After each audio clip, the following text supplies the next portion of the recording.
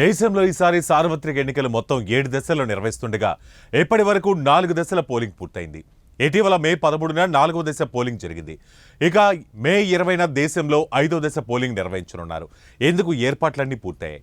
5వ విడతలో భాగంగా 6 రాష్ట్రాలు 2 కేంద్రపాలిత ప్రాంతాల్లోని 49 లోక్సభ స్థానాలకు పోలింగ్ నిర్వహించనున్నారు. మహారాష్ట్రలో 13, పశ్చిమ బెంగాల్లో 7, బీహార్లో 5, ఒడిశాలో 5, జార్ఖండ్లో 3, జమ్మూ కాశ్మీర్లో 1, లడఖ్లో 1 లోక్సభ స్థానాలకు పోలింగ్ నిర్వహించనున్నారు. 5వ విడత బరిలో కాంగ్రెస్ అగ్రనేత రాహుల్ గాంధీతో పాటు కేంద్ర మంత్రులు స్మృతి ఇరానీ, రాజ్నాథ్ సింగ్, పీయూష్ గోయల్, బీజేపీ అధికార రాజీవ్ ప్రతాప్ రూడీ, లోక్ జనశక్తి అధినేత చిరాగ్ పాస్వాన్, ఒమర్ అబ్దుల్లా తదితర ప్రముఖులు పోటీ చేస్తున్నారు. ఇక ఇప్పటి వరకు జరిగిన 4 దశల పోలింగ్తో 379 లోక్సభ స్థానాలకు పోలింగ్ పూర్తయింది. ఈ నెల 25న 6వ దశ, జూన్ 1న 7వ విడత పోలింగ్తో దేశంలో పోలింగ్ ప్రక్రియ ముగుస్తోంది. జూన్ 4న ఓట్ల లెక్కింపు చేపడతారు.